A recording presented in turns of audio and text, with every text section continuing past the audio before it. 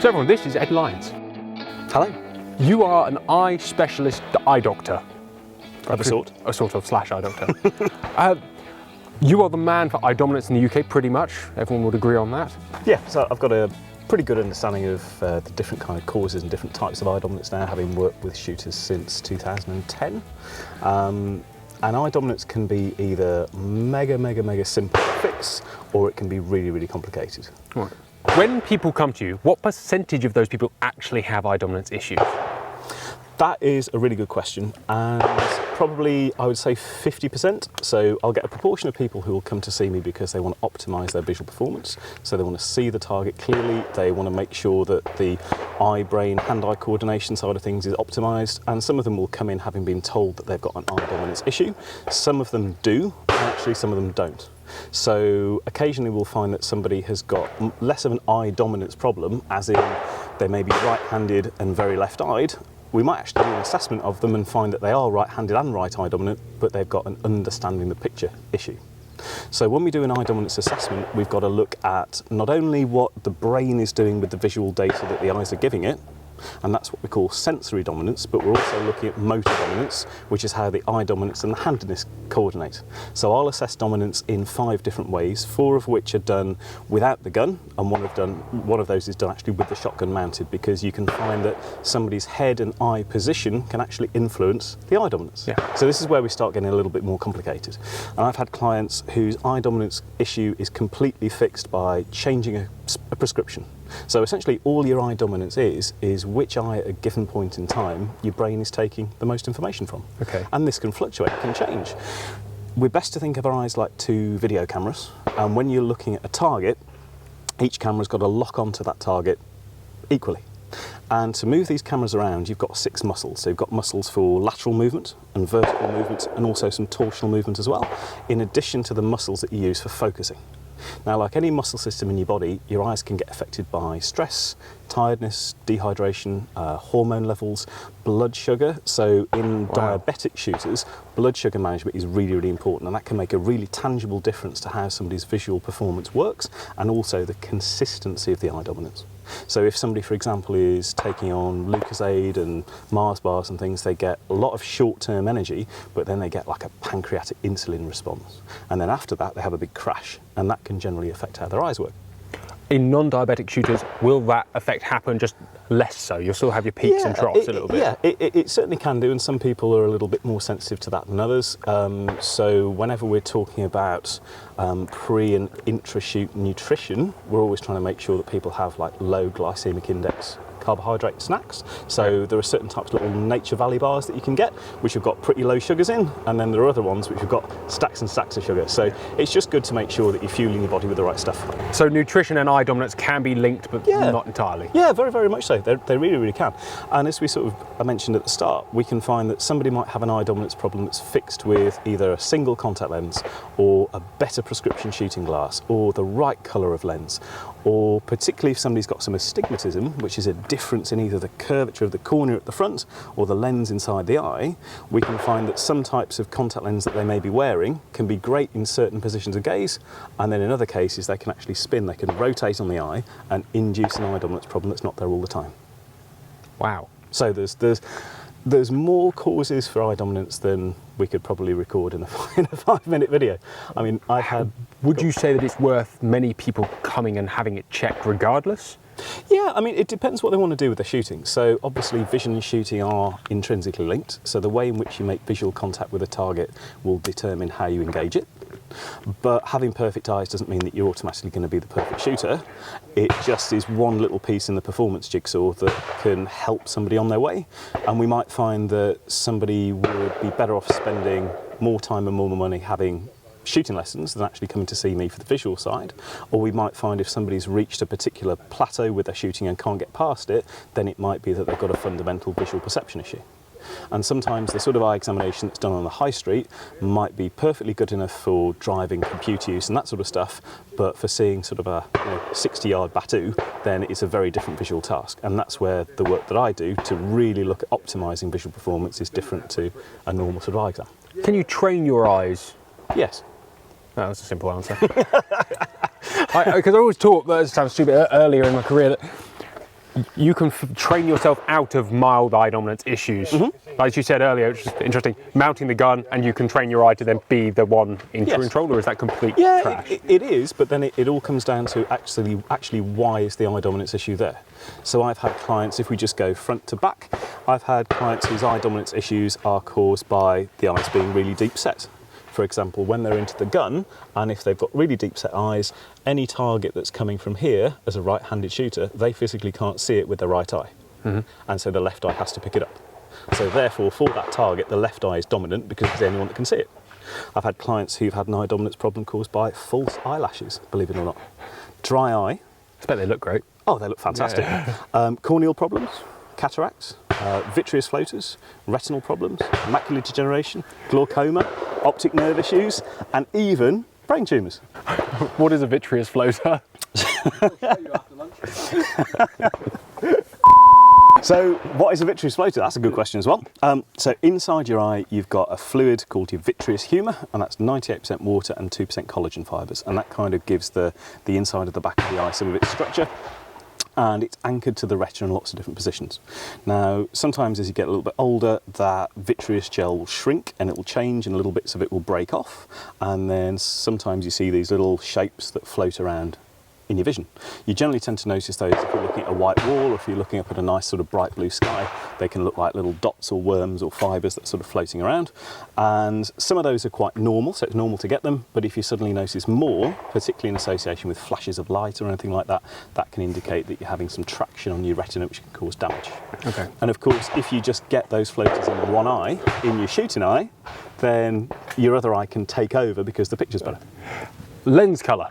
Scientifically, is there a better choice, or is it very personal again? So there are general sort of rules and guidelines that we can go by, but nothing beats subjective assessment. So there's an old myth of you've got to use the palest lens colour that you can to let the most light in your eye, because that's what your eyes are for.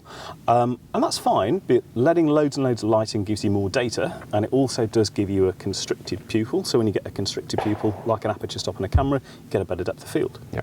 However, if you're light sensitive, like I am, and like Mr. Solomon's is, having a really pale lens lets loads of light in, but lets too much in. So you then get the effects of glare. So generally I tend to find I'm wearing dark lenses, really dark lenses, and really dark lenses. Otherwise I find that I just can't see very well. I can't see particularly comfortably. And there are certain lens colours that can actually help people pick out, say, orange targets against green backgrounds, but it doesn't work for everybody. So 1 in 8 males have got a red-green colour deficiency. So people will see colour differently. So that's where certain lens colours can be really good and others not so much. So for example, my wife tends to like really bright colours, so she wears yellow lenses, and she thinks that they make everything really nice and crisp and clear, and for me it's just overwhelming. Whereas the dark lenses I wear for her are too dark, so it's very, very subjective. Well, that was easy. Try many. Try many, absolutely. Try before you be. Or try before you buy. No, buy, and then regret. Yes. Yes. What is the number one thing you would tell people who like to talk about eye dominance or ask about eye dominance? What's the number one question you get? Probably is a better answer question there. Again, what are the causes and how do I fix it? And obviously the fix is very much determined on what the cause is and when it happens. So we can look at the sensory dominant side of things, as we said, which is what your brain is doing with that data. And there can be certain eye dominance aids that might be very helpful for getting somebody to mount the gun consistently.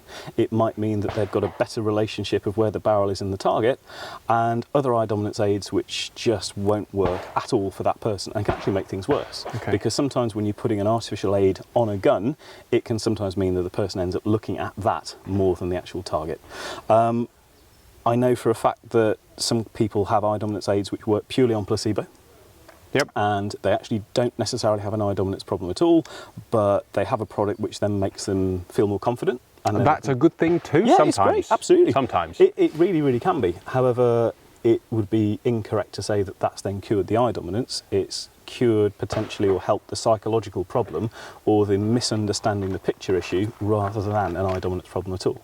One of the biggest myths that I hear and try and sort of bust is if you see 2 barrels, that means you've got an eye dominance problem, and it doesn't.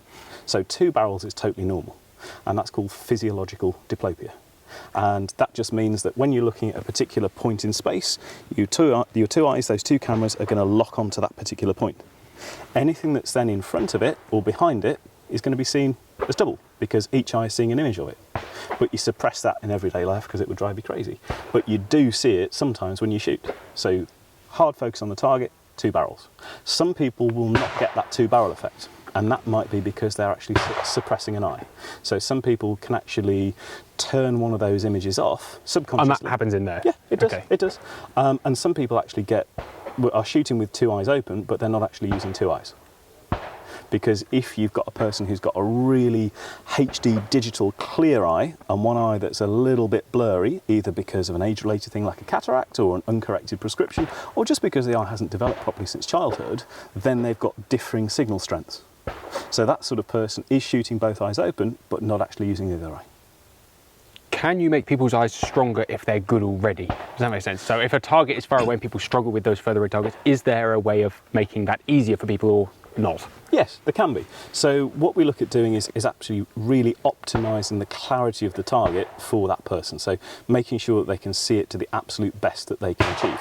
But your end stage visual acuity, so your absolute level of focus, might be very different to Sasha's, might be very different to mine, might be very different to Ed's, but it's all about getting that person to see to their absolute best. And we've probably all heard of the American 20/20 standard, and 20/20 vision actually isn't that good. It just means that someone can see a target at 20 feet away that's been designed to be seen at 20 feet away. And a lot of high street optometrists will try and get somebody to see to a 20/20 standard. And that's great if you're not then doing a really visually intensive sport like shooting, where actually we might want to get you to see 2015 or 2012 or even 2010. So the smaller that second number, the smaller the target is, so the more detail that someone can perceive. And we can also find that people might have really, really good high contrast vision. So when the light levels are good or the target background contrast is nice, but they might really, really struggle in low contrast environments. So Black target against trees. Exactly, or shooting in sort of shady, sort of wooded areas, that sort of stuff, because the amount of ambient light and the contrast between the two is not so good. And again, that's where we look at the people who've got those corneal issues or the cataract or the infamous vitreous floaters. Those are the sorts of people where contrast when they're shooting can make a big difference. So again, it's not really a one-size-fits-all thing. We have to just try and find that that person is then given the tools to see to the optimum that they can. At what level would you suggest somebody comes and sees someone like yourself for, as we said, what was it, a 2-hour introductory assessment? Yeah, so an assessment with me is 2 hours, and we look at all the things that you'll do in a normal eye examination, but we then look at high and low contrast vision, depth perception, focusing speed, hand-eye coordination, critical decision making, peripheral vision, reaction time, and a whole load of other things. How much can you fix in that time, by the way? Will you end up with a prescription at the end of your 2 hours? Yeah, absolutely. Yeah, Oh, yeah, absolutely. ideal. So you end up with a prescription, you end up with a whole data analysis which looks at how you see that's compared to your peer group, and then we come up with a bit of an action plan as to what we do with that data. So whether it's a prescription, whether it's custom-made shooting glasses, whether it's custom-made contact lenses, vision training, or whether it's me then referring someone onto someone like Ed for coaching, because as we said, they might not actually have an eye dominance or a visual problem, but they've got a talent issue. Or a target understanding issue. Yeah. Final question. How much can you fix from like the random Instagram message? Someone says, I struggle with X. Yep. How much information can you say, or do you need to actually be staring deep into their eyes? Ideally, when you sort of slide into my DMs like that, we would actually need to see you. That could be virtually through an online consultation, or best of all, that would be in person, because there's just very much a limit to what you can do over a message, because you're then just applying generic knowledge rather than sort of individual tailored assessments. Perfect. So the answer is not a lot. Correct. That's a shame. So don't message him with random requests. Book a thing. Please do message me if you do have any questions or anything. Please feel free to message me. I'm always happy to answer emails or anything like that.